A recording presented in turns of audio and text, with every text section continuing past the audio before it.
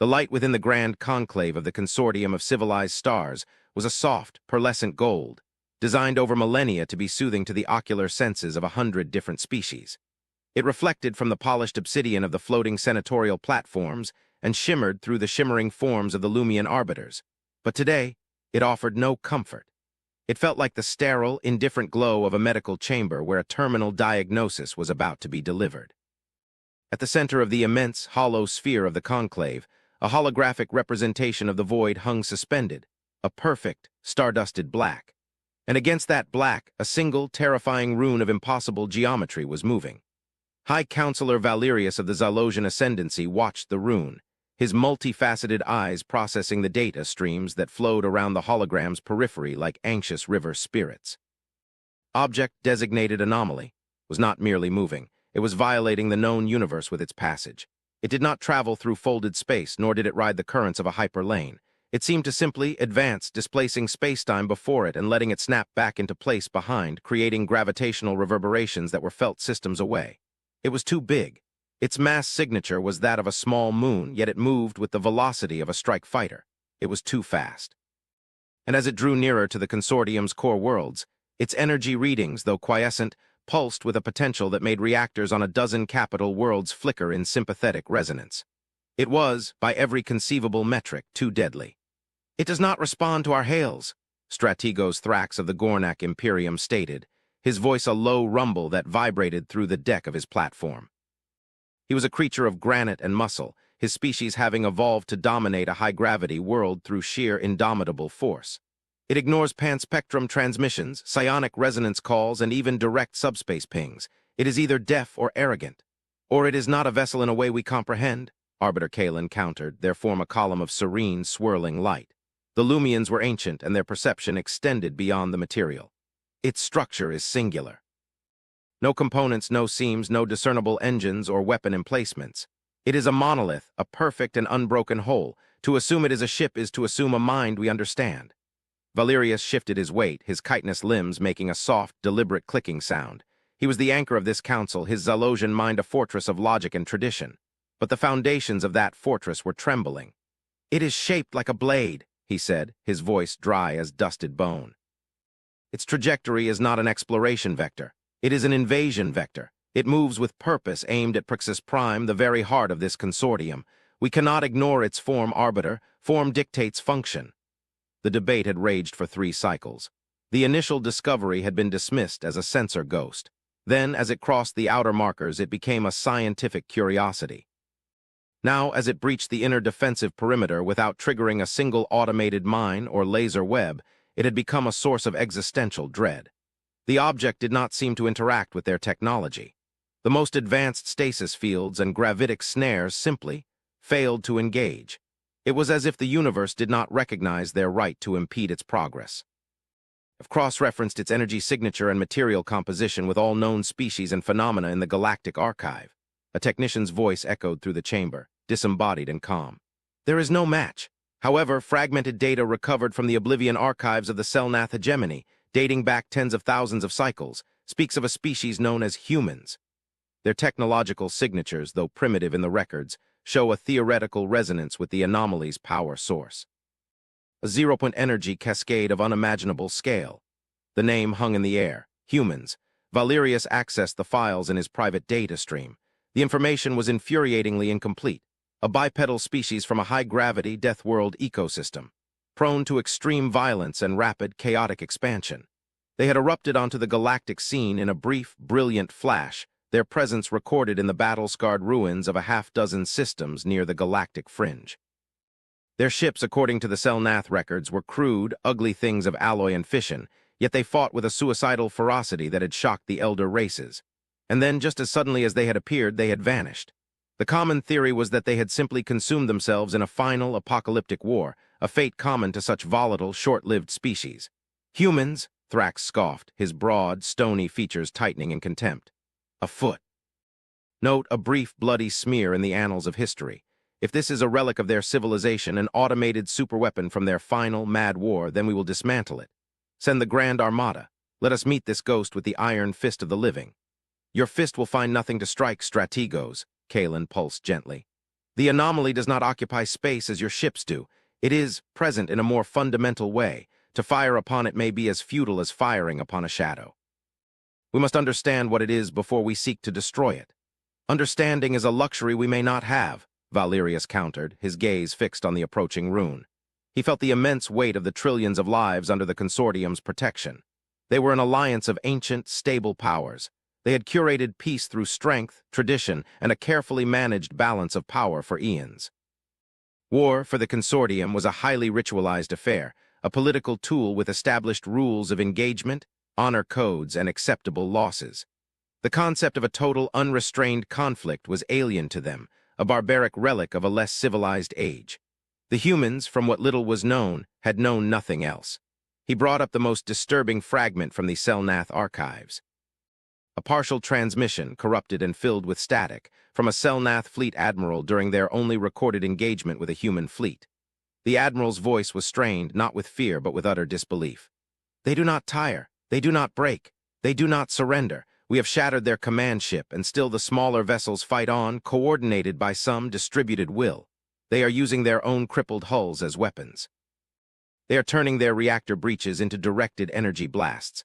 They are not fighting for territory. They are fighting to annihilate. This is not war. This is extermination."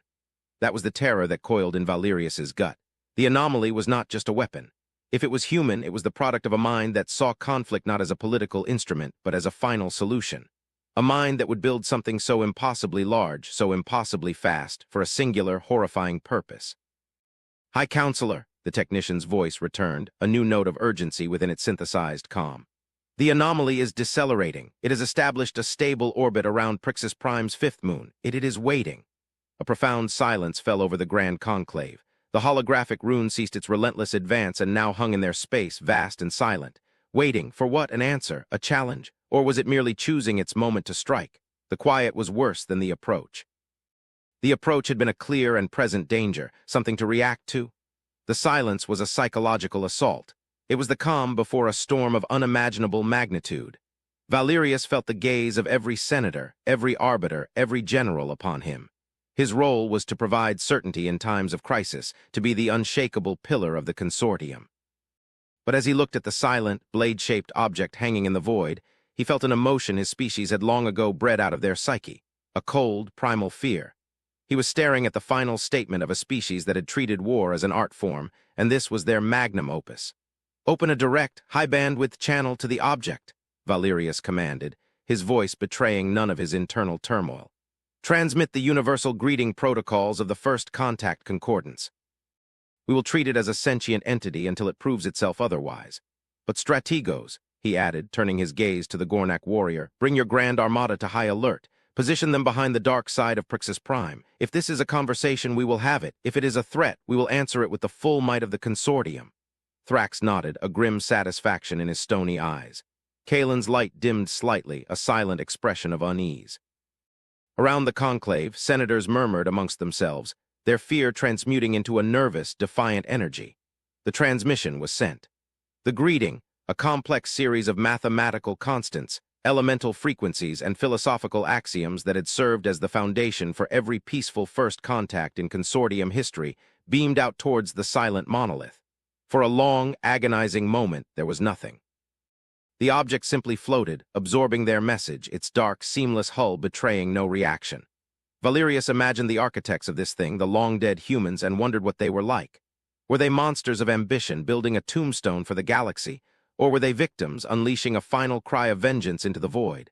The silence stretched, becoming a pressure, a physical weight on the very air in the chamber. Then a response came. It was not a complex mathematical proof, or a return hail in their own language. It was a single, pure tone that resonated across every channel, a sound so clear and perfect it seemed to vibrate in the very bones of every being in the conclave.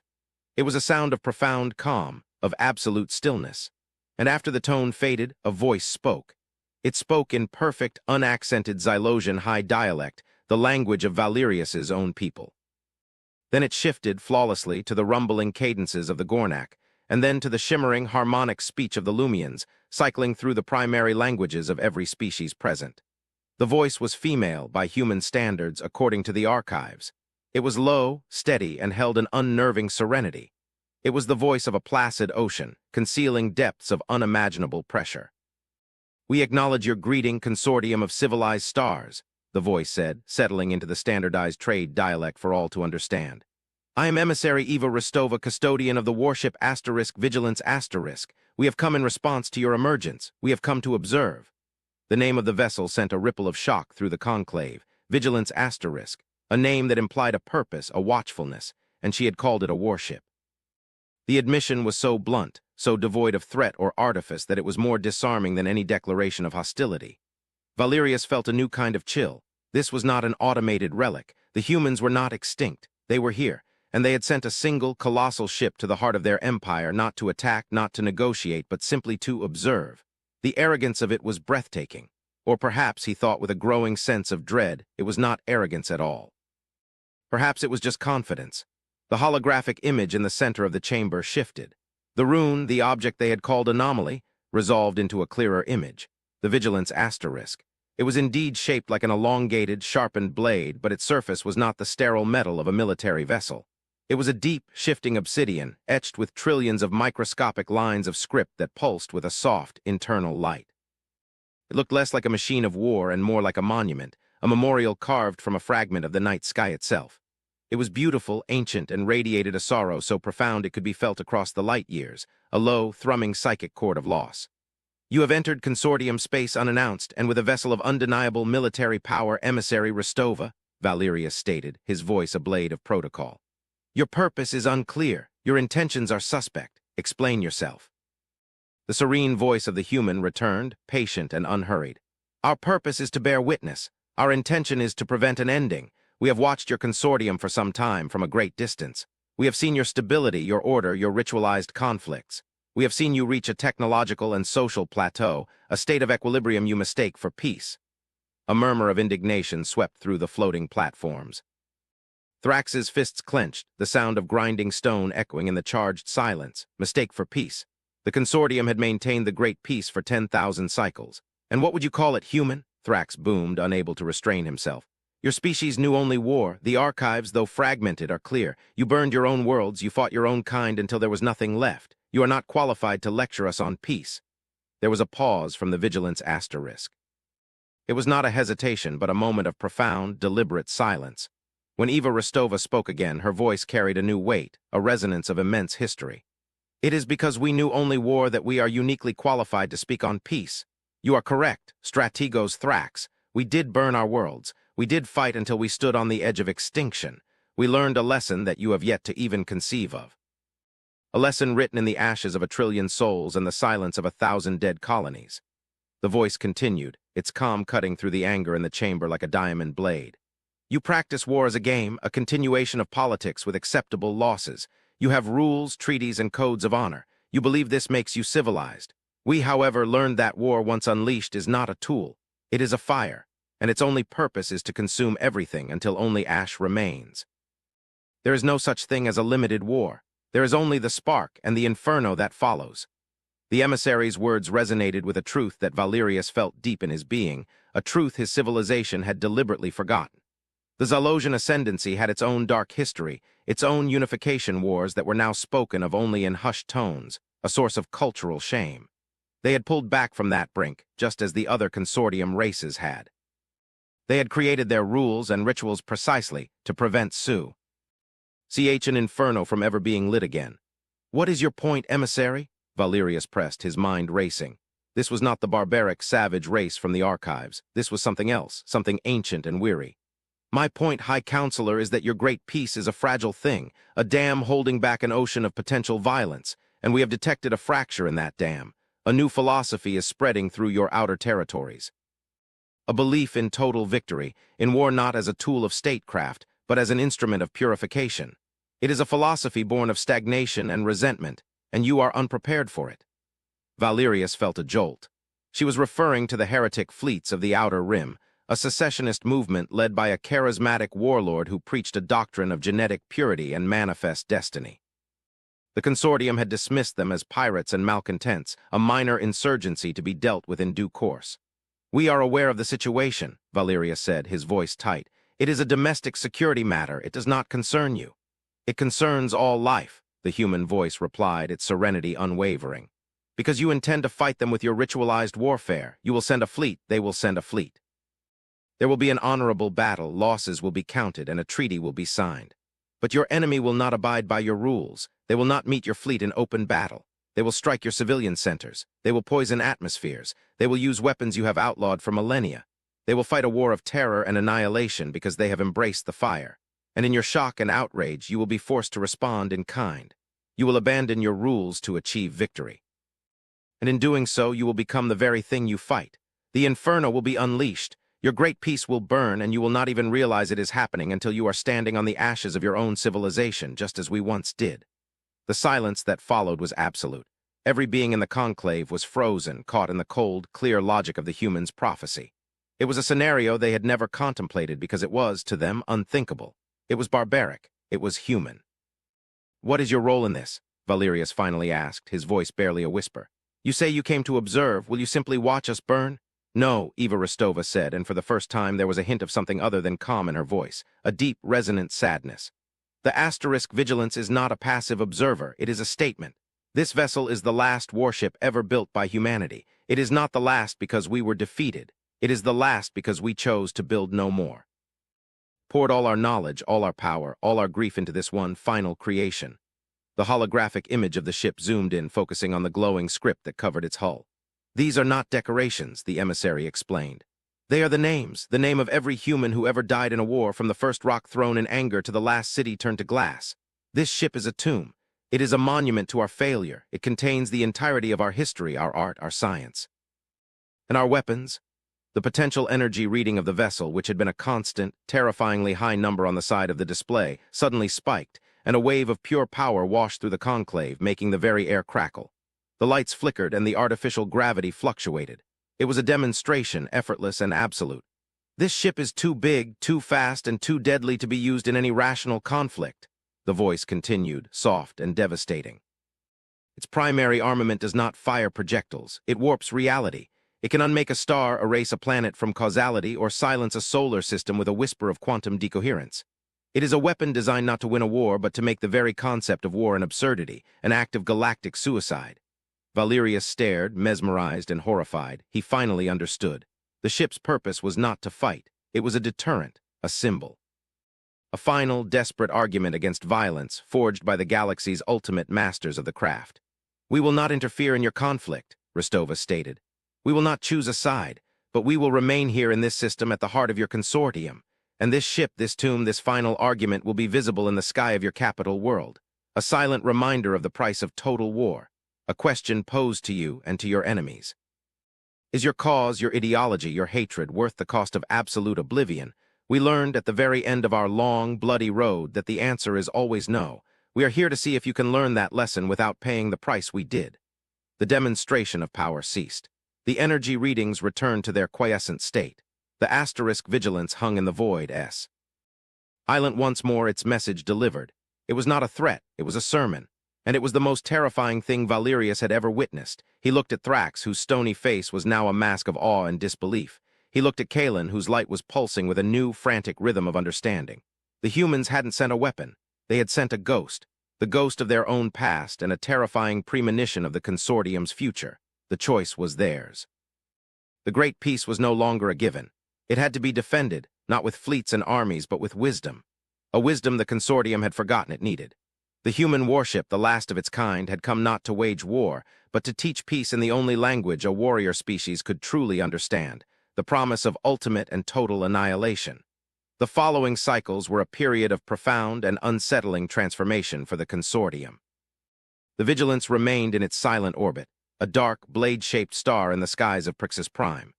It became a cultural phenomenon, a source of endless debate, fear, and veneration. Philosophers and spiritual leaders from 100 worlds made pilgrimages simply to be in its presence, to feel the faint, melancholic psychic resonance that emanated from its hull, the collected grief of a species that had walked through hell and emerged on the other side. The heretic fleets of the Outer Rim, upon learning of the human vessel and its stated purpose, broadcast messages of derision and bravado, calling it a bluff, a paper tiger sent by a dead race. But their actions betrayed their words. Their advance stalled. The bold, direct assaults they had planned were quietly postponed. Even for fanatics, the quiet, immense presence of the ship was a daunting variable. It was one thing to fight a conventional fleet you believed you could outmaneuver. It was another to wage a war under the watchful eye of a god machine that could erase you from existence with a thought. Valerius convened a series of closed-door sessions with emissary Rostova. Her holographic form, always serene, always patient, would materialize in his private chambers. He had expected to deal with a soldier, a diplomat of a powerful and expansionist race. Instead, he found he was speaking with a historian, a philosopher. Her title, custodian, was literal.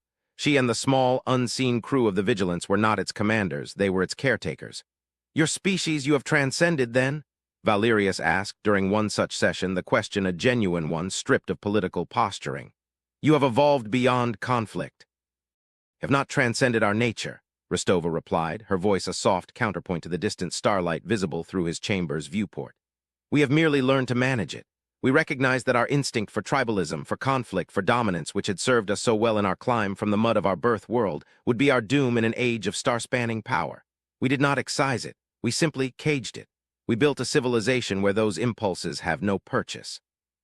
We turned our competitive drive inward to the mastery of science, of art, of the self. The Vigilance is the cage. It is the final, ultimate expression of our capacity for violence, and by making it manifest, by giving it this form, we contained it. It reminds us of what we are and what we must never again become." Valerius struggled to comprehend the scale of such a cultural and psychological shift. The Zalosians, like most races in the consortium, defined themselves by their history, their honorable wars, their great victories. To a human, he realized, those things were not sources of pride, but scars. "Why did you not simply destroy your weapons?" he asked. "Why leave one such terrible thing in existence?" "Because memory is a fickle thing, High Counselor," Rostova said, a deep sadness in her voice. "Statues can be torn down, histories can be rewritten. A lesson not constantly relearned is a lesson forgotten. We knew that some distant future generation of humanity, born into an age of perfect peace, might forget the cost. They might see the stories of our past as myths, as fiction. They might grow curious. They might dabble in the old ways for sport, for a thrill, and the fire would be lit anew. The asterisk Vigilance is not for our enemies. We have no enemies. The Vigilance is for ourselves. It is a promise to our ancestors and a warning to our descendants. It is the unignorable truth of our own capacity for darkness, anchored in the heart of our civilization. This conversation, and others like it, began to subtly reshape Valerius's worldview. He started to see the consortium not as a pinnacle of civilization, but as a transitional phase, a dangerous adolescence where its members had enough power to destroy themselves, but not yet the wisdom to prevent it. He circulated Rostova's words, carefully edited, among the other council members. Thrax the warrior was the most profoundly affected. The human concept of war, not as a contest of strength but as a self-consuming plague, shook the very foundations of his Gornak honor code. He saw that his way of thinking, which he had always considered the epitome of martial virtue, was from the human perspective a child playing with fire. The consortium's approach to the heretic fleets changed. Instead of a punitive military expedition, they launched a massive information campaign. They broadcast the human story, the tale of a species that had nearly annihilated itself across the outer rim. They held up the silent, waiting Vigilance as proof. This was the endgame of the path the heretics had chosen. Some were swayed. Systems that had been leaning towards secession reconsidered. The warlord's rhetoric began to ring hollow in the face of the silent, irrefutable argument hanging in the sky of the capital. The fracture the humans had detected was not healed, but it was being managed. A crisis was averted not by force but by a story, a terrible cautionary tale. It was during a routine diplomatic exchange that the true nature of the humans' arrival was finally revealed. Valerius had grown comfortable in his talks with Rostova, seeing her less as an alien envoy and more as a wise, if sorrowful, mentor from a future his own people might one day reach. "Emissary," Valerius began, "I must confess a lingering question. Your explanation for your presence here has been logical, and its effect has been undeniable, but the timing feels too perfect. You said you detected a fracture in our society. How could you perceive such a subtle political shift from across the galaxy? Our own intelligence services were slow to recognize its severity." Rostova's holographic form seemed to still, the ambient light of the transmission room shimmering around her. For the first time since their contact began, Valerius sensed a dissonance in her perfect calm. A tension. Your question is astute, High Counselor, she said, her voice losing a fraction of its placid tone. And you deserve the full truth. Our arrival here was not a choice. We did not select your consortium from a list of developing civilizations to benevolently guide. We were pulled here. Pulled by what? A signal, Rostova said. One that our ship was specifically designed to detect. The Vigilance is more than a monument. It is a sensor array of unparalleled sensitivity. For millennia, it has listened to the silence, waiting for an echo of a specific energy pattern. We detected one originating from the intergalactic void beyond the rim of your galaxy, but the signal was distorted, bent. It was being gravitationally lensed by a massive object. The focal point of that lens was this precise location in space, your star system. Valerius felt his mind reel. A signal from outside the galaxy? What was it? It was not a communication, Rostova said, her expression now grim, the serenity replaced by a profound gravity that Valerius had not seen before. It was a byproduct, a wake, the energy signature of something of immense scale and power, moving at a significant fraction of the speed of light, passing by your galaxy. The signal we detected was the echo of its passage, warped by your star. The air in the chamber grew cold. The local political squabbles of the consortium, the threat of the heretic fleets, it all seemed to shrink into utter insignificance.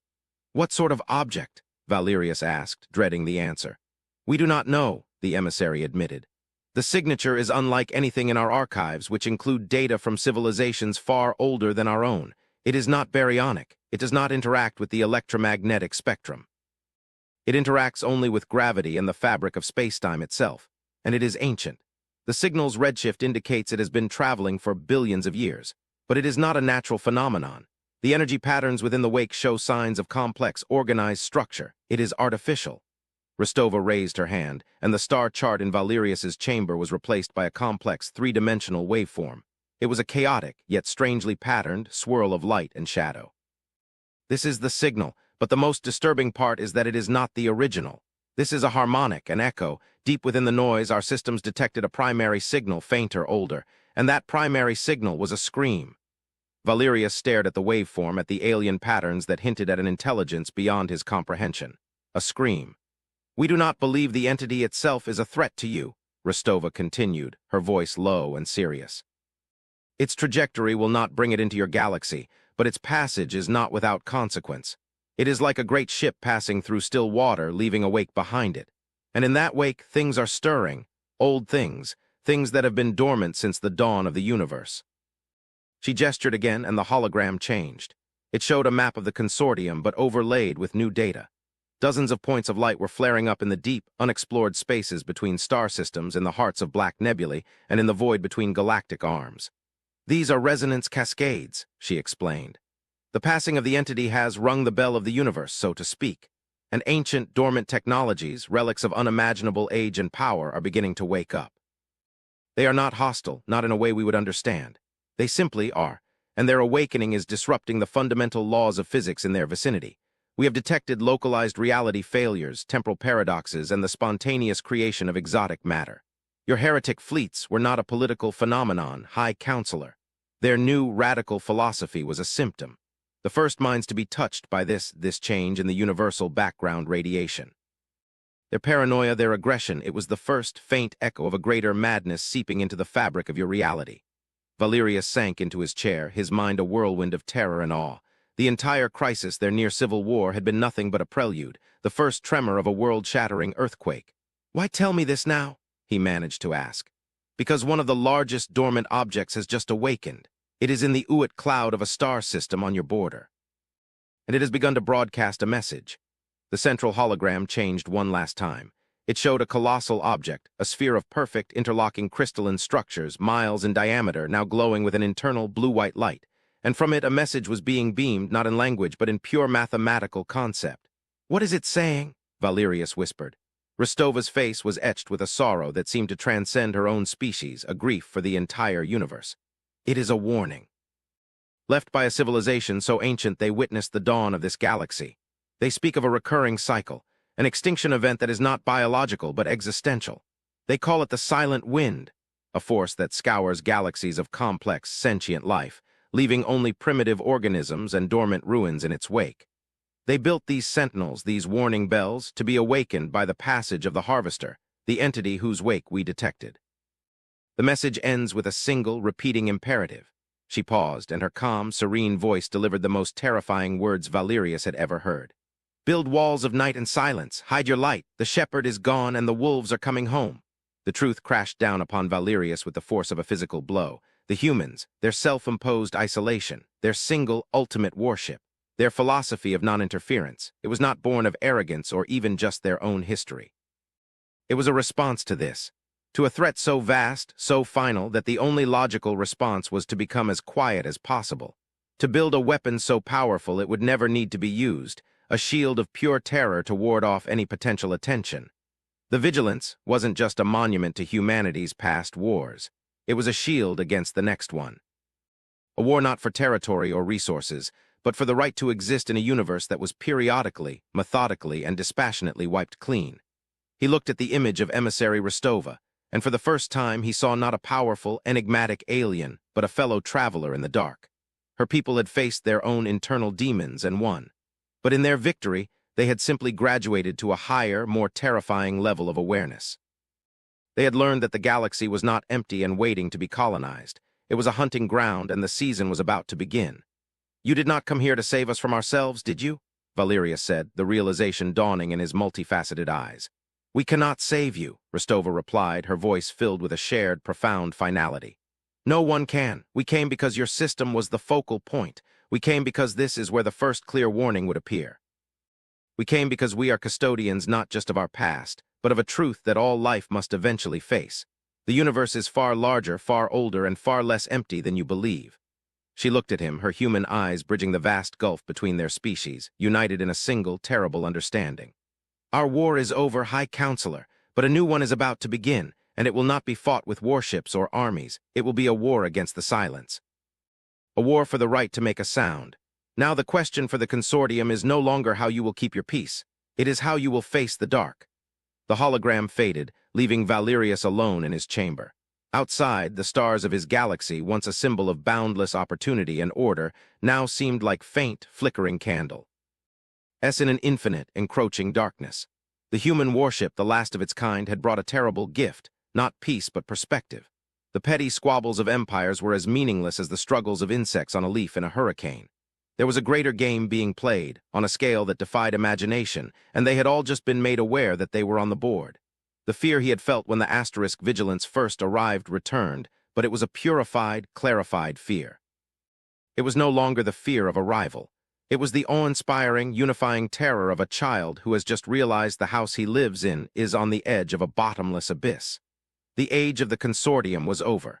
A new age, an age of vigilance, had begun.